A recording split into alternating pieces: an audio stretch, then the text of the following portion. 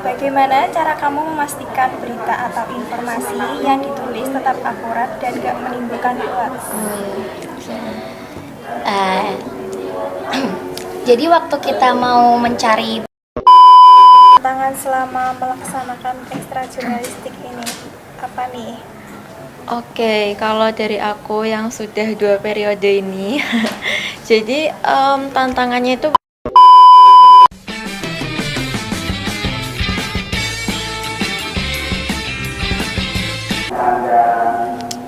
Halo semua, kembali lagi di Skasik Talks episode 7. Di sini saya Putri Widyaningsih sebagai host dan dari tim jurnalistik. halo, kenalin aku Cainaya Raisa Putri, biasa dipanggil Naya. Aku di jurnalistik menjabat sebagai ketua jurnalistik.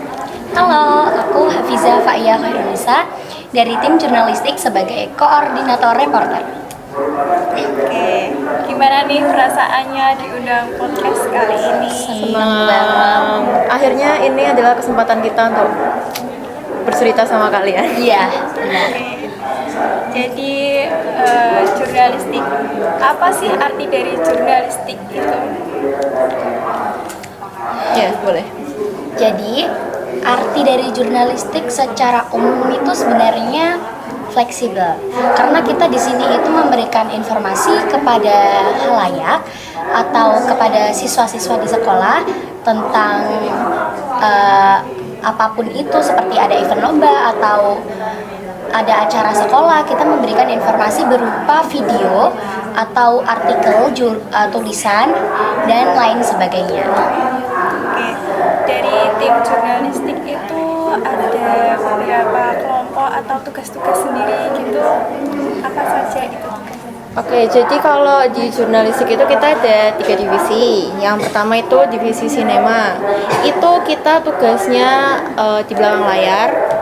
Kita pegang kamera, terus kita ngurusin mic, tripod, dan sistem segala rupa. Terus urusan editan di platform media sosial itu juga anak sinema yang bertugas. Terus yang kedua itu kita ada divisi sastra, di mana sastra itu tugasnya berupa tulisan ya. Jadi kita kayak bikin caption, terus bikin naskah untuk buat liputan gitu. Terus yang terakhir ada divisi reporter. Kalau reporter itu dia harus pintar-pintar ngomong ya gitu. Jadi kayak dia yang akan membawakan berita, terus dia yang akan berbicara di depan kamera gitu sih. Oke, untuk caption itu biasanya itu diposting di media sosial seperti apa, IG atau Oh, kalau caption sendiri itu ada di feed IG. Jadi kalau misalnya kita ada event lomba, dokumentasi dan segala macamnya, itu kan kita taruh di IG jurnalistik. Terus di situ nanti yang bikin captionnya itu adalah anak sastra gitu.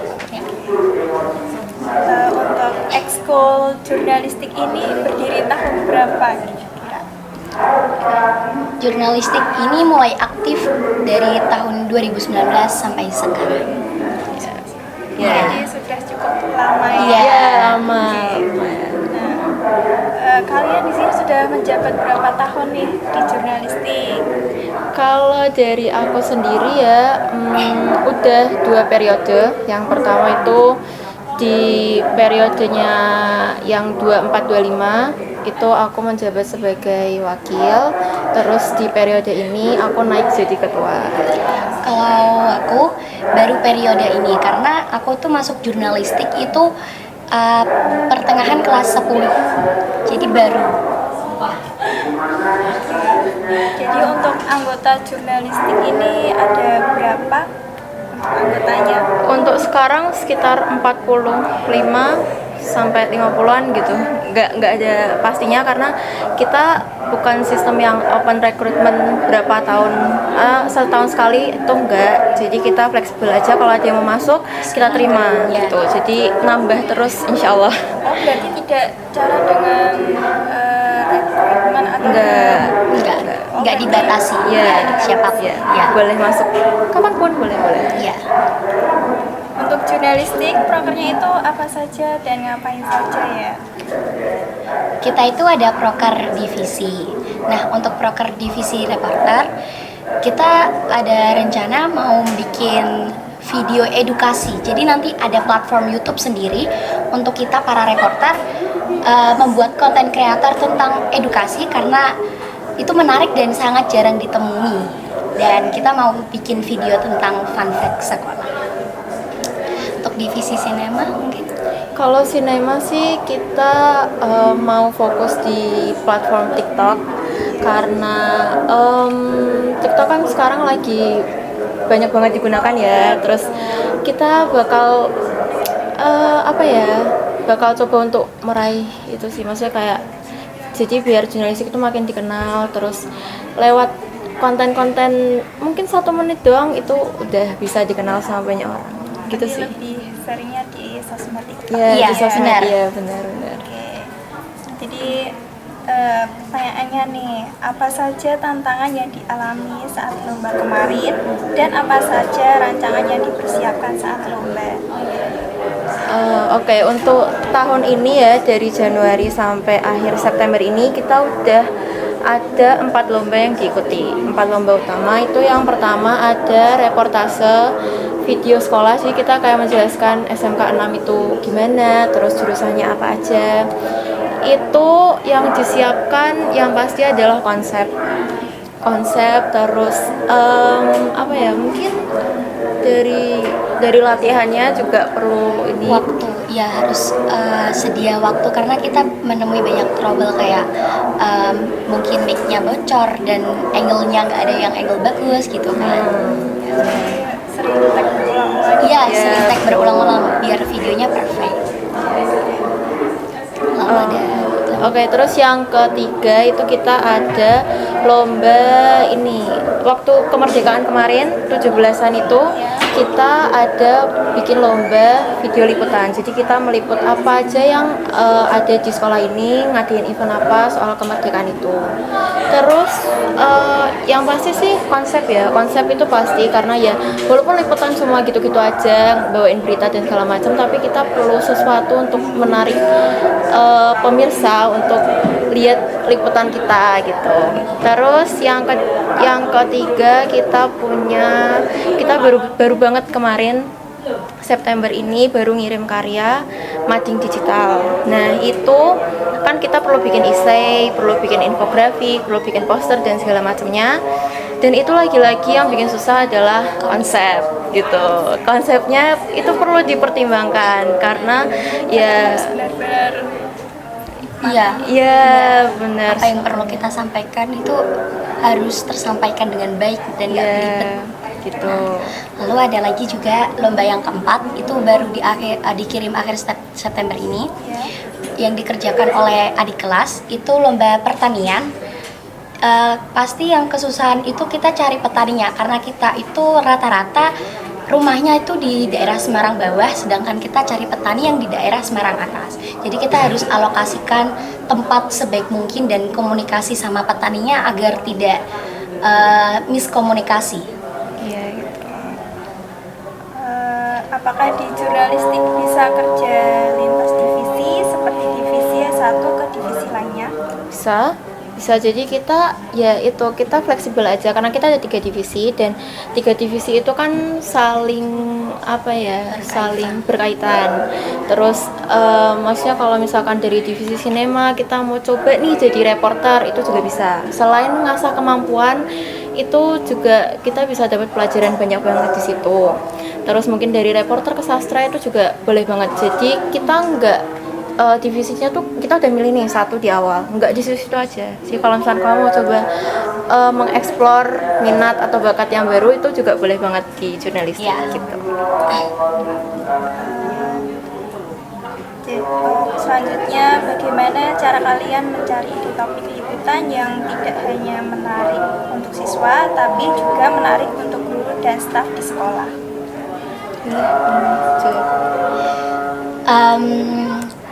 Jadi tentang topik yang menarik itu sebenarnya nggak hanya untuk kalangan siswa, guru, atau kalangan yang muda, tua gitu ya. Kalau kita topiknya saja sudah menarik, pasti semua orang itu tertarik. Nah, cara mencarinya itu pasti kita menentukan topik yang belum pernah dibahas atau ada topik yang sudah pernah dibahas tapi kita tambahin versi kita sendiri, kayak kita misal ada jargon atau apalah sesuatu ide baru kita masukkan di situ yang menarik para penonton. Karena kita kan sebelum membuat video liputan atau video edukasi itu kita pasti menentukan topik itu bareng dengan teman-teman, jadi teamwork kita tuh benar-benar diuji di situ. Jadi kita harus berani mengungkapkan pendapat, harus berani sharing-sharing ide, nggak diem-diem doang gitu. Ya, Jadi harus mencari. Ya, harus pinter-pinter mencari itu. Iya. Ya. Selanjutnya, apa pengalaman yang paling berkesan selama mengikuti ekstrakurikuler jurnalistik? Pengalaman paling berkesan. Oke, jadi sebelumnya dulu itu ini mungkin aku pribadi ya, aku Iya. pribadi. Jadi dulu waktu SMP itu kan aku udah pernah ikut jurnalistik, cuman dulu jurnalistiknya itu tuh enggak ada divisi. Jadi kayak kita ya udah kita masuk di jurnal, terus kita berkelahi dengan yang namanya karya sastra, udah gitu aja. Nah, Tidak dibagi kelompok. nggak dibagi kelompok kalau dulu. Kalau sekarang kan kita jadi punya divisi nih, jadi kita tahu kita tuh minatnya tuh di bagian apa sih? Apa kita emang minatnya di kamera, atau kita minatnya ngomong, atau sukanya nulis, kan jadi apa ya sih? Jadi kayak mengkerucut gitu loh minatnya tuh. Nah, terus karena aku suka banget sama kamera, jadi aku ngambillah divisi sinema. Nah, di situ aku jadi belajar banyak. Oh, kamera tuh ternyata jenisnya banyak. Oh, kamera tuh ternyata cara penggunaannya tuh gini.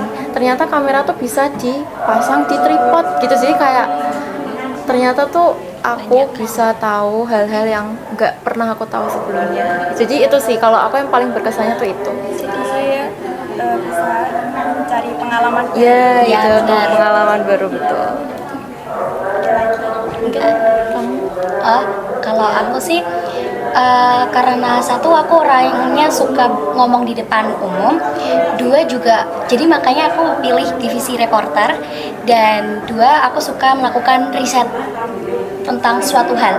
Jadi kita nggak mungkin membawakan suatu berita, suatu informasi kepada penonton itu informasi yang hoax dan nggak berdasarkan data atau fakta ya. Jadi aku suka orangnya yang kayak gitu. Menurut kamu, apa perbedaan utama antara tulisan jurnalistik di sekolah dengan sekadar postingan di media sosial? Oh, perbedaannya. Mm.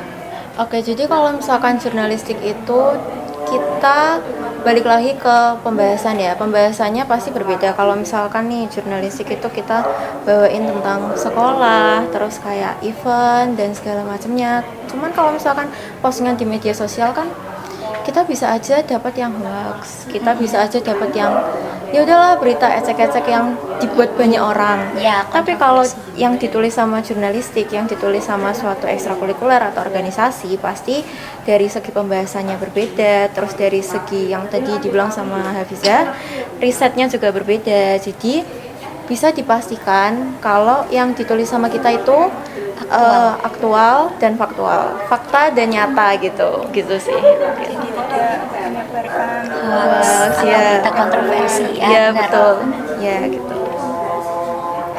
Untuk selanjutnya, bagaimana cara kamu memastikan berita atau informasi yang ditulis tetap akurat dan gak menimbulkan hoax? Jadi waktu kita mau mencari suatu kebenaran, itu pasti sebelum kita tahu topiknya itu apa, maksudnya sebelum kita tahu itu ada hal apa, ada para ahli sebelumnya yang telah menguakkan fakta tentang itu. Jadi kita bisa cari browsing di internet, di majalah, di buku atau apapun itu, karena sekarang media juga udah banyak kan. Ya, kita pintar-pintar riset data, terus kita adu argumen mana yang paling benar, mana yang paling aktual, dan nanti itu menjadi suatu ide gagasan satu yang nanti menjadi kesepakatan.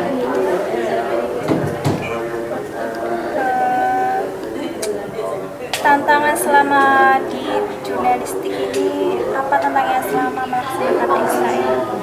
Oke, untuk tantangannya karena baru 2 tahun 2 tahun itu lama sih, cuman maksudnya kayak nggak yang selama itu juga. Jadi Mungkin kalau dari aku ya, tantangannya itu karena anaknya lumayan banyak juga, jadi susah mengkoordinasi anak-anaknya gitu. Jadi kayak ya balik lagi ke orangnya juga gitu loh ya. Jadi Banyak susah yang dibilang. ya banyak susah yang dibilangin, terus yang kayak ya waktu kalau pas lagi tugas, kalau pas lagi kita ngerjain sesuatu itu kan pasti ada yang namanya miskomunikasi, terus ada yang namanya ada orang yang pasti dia bakal mikir kayak aku udah ngerjain ini kenapa harus ngerjain itu, padahal kan ini tugas teamwork. bersama gitu loh. Benar. Nah itu yang bikin susah tuh itu sih komunikasinya sih, karena yang pertama kita beda jurusan, yang kedua kita beda kelas, yang ketiga kita beda pendapat juga mungkin, jadi kayak ya komunikasinya aja sih harus lebih di ini lagi gitu sih kalau aku. Tidak.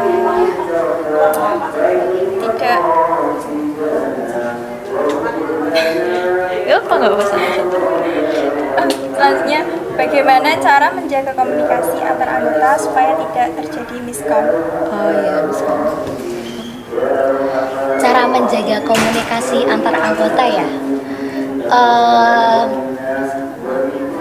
kita tuh sebaiknya kalau ada masalah, kalau ada trouble, kalau ada apapun atau masalah pribadi dengan anggota yang lain, boleh kok diselesaikan dengan baik-baik, dan kita pasti mencari jalan tengahnya. Nggak mungkin si A sama si B lagi ada masalah pribadi kita sengaja satuin, kan pasti nggak akan fokus, nggak akan nggak akan sinkron lah ya jalan pikirannya. Nah, di Indonesia sendiri kan kita juga ada yang namanya musyawarah. Kalau kita ada namanya perbedaan pendapat, kita harus komunikasiin itu dengan baik-baik, dan kita harus saling koordinator biar gak ada yang misal aku udah ngelakuin ini tiba-tiba si ini juga ngelakuin hal yang sama, terus siapa yang ngelakuin hal yang berikutnya gitu. Nah seperti itu. Jadi harus terus menjaga komunikasinya. Iya. Tetap harus komunikasi kalau. Iya, dan sesuai jobnya masing-masing, jangan ada yang menggantungkan tanggung jawab sendiri kepada orang lain gitu. Oke. Terima kasih untuk tim Iya. jurnalistik sudah mau menjawab pertanyaan. Iya, sama-sama. Saya sebagai host Putri Widianisi mengundurkan diri. Sampai jumpa di episode selanjutnya. Dadah, see you.